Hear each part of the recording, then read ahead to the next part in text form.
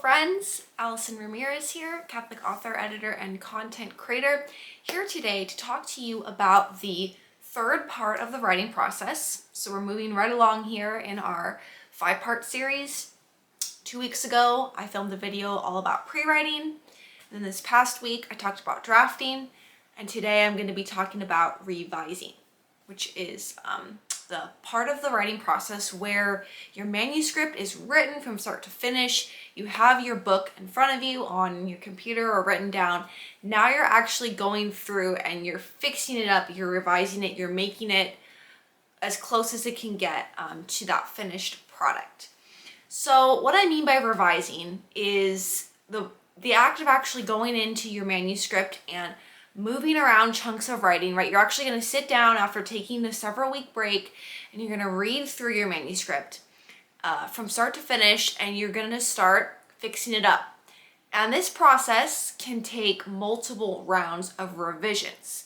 I would say out of all 5 parts of the process, revising is the most repetitive because you just have to read your story again and again. You have to stop and figure out, is this scene working? Do I have to cut this scene because it's taking the reader away from the story, or it's just not necessary, or it's slowing the pace down?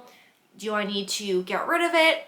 Do I need to shorten it? Do I need to add more details into this scene, for example? This is also where you're going to go through and you're going to look at your characters. You're going to ask yourself, are these characters fleshed out? Do these just kind of seem like stick figure, no emotion, unrelatable characters that need to be made more well-rounded, given more flaws or faults or challenges that they're working through in the story?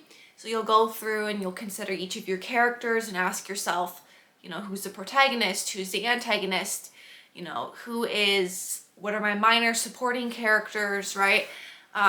You're basically asking yourself, does every single element of this story add to the story? Or are there any unnecessary details that I just don't need? Do I need to do more research? This is where you'll ask yourself, do you have all the information that you need to create a reliable, convincing scene, or do you need to make notes to yourself to go and watch an educational video or read a book or find a subject matter expert that you need to talk to? This is all going to be done in the revision portion of your writing. Now, I will say that revising is different than editing. Editing is what I'm going to be talking about in next week's video.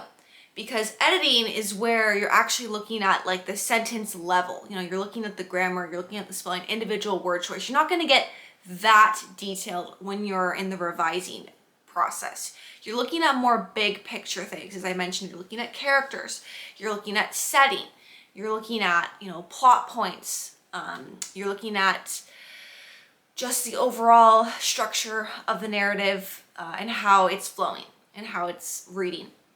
This is where you would, as I mentioned, like maybe you're going to end up, like you write 50,000 words, let's say in the first draft. You might add in a bunch more scenes. You might add in another 10, 20,000 words of content. You might cut out a bunch of content. Maybe your first draft was like super long with 100,000 words or more, and you end up cutting it down because there's a lot of fluff in it.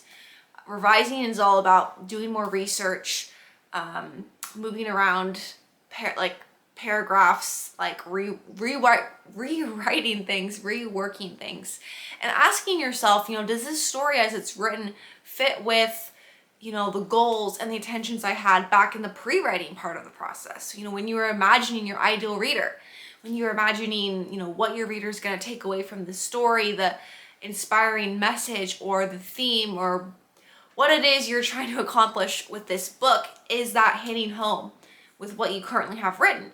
And if it's not, that's when you really want to continue to revise. Now, at this point in the process, a lot of times people like to rely on alpha or beta readers. These are readers who usually they're not paid. They could be family and friends, people you find on different Facebook groups who are going to volunteer basically to read your story and offer their feedback.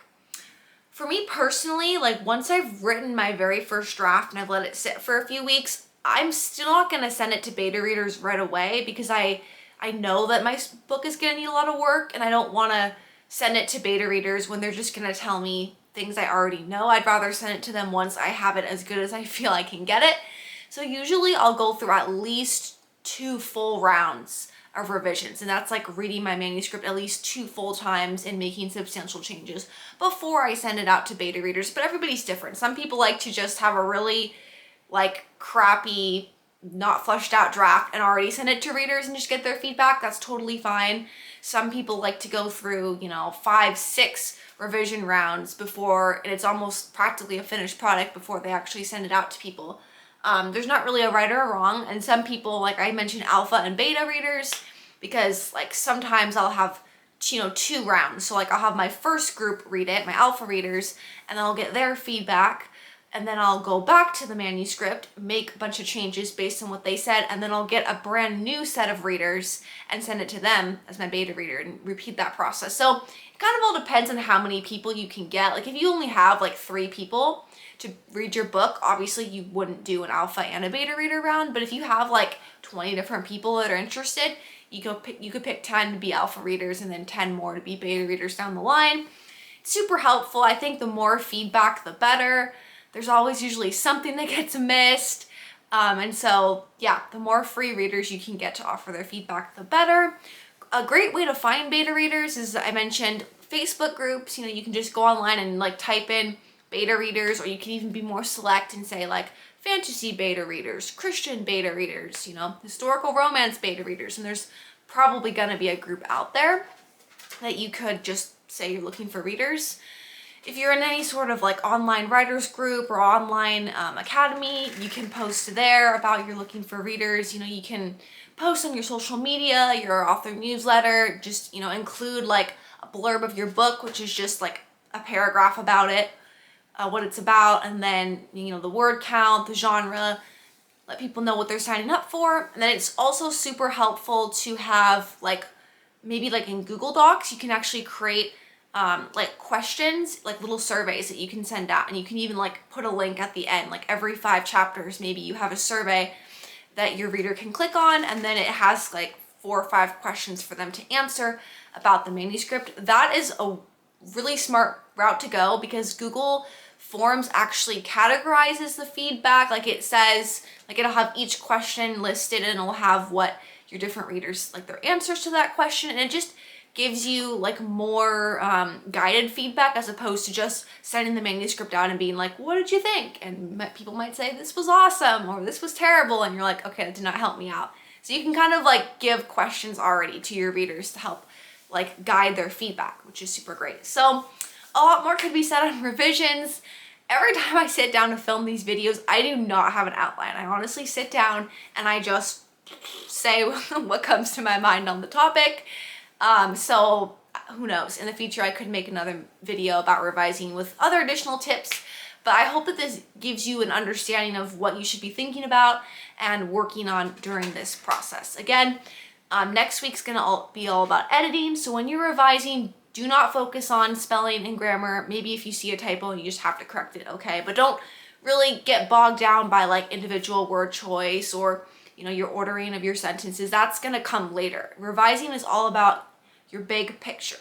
How's the themes, the characters, the world, the research that you've done, how's that all fitting together? So I wish you a great week ahead. Best of luck writing. God bless, and I'll talk to you again next week.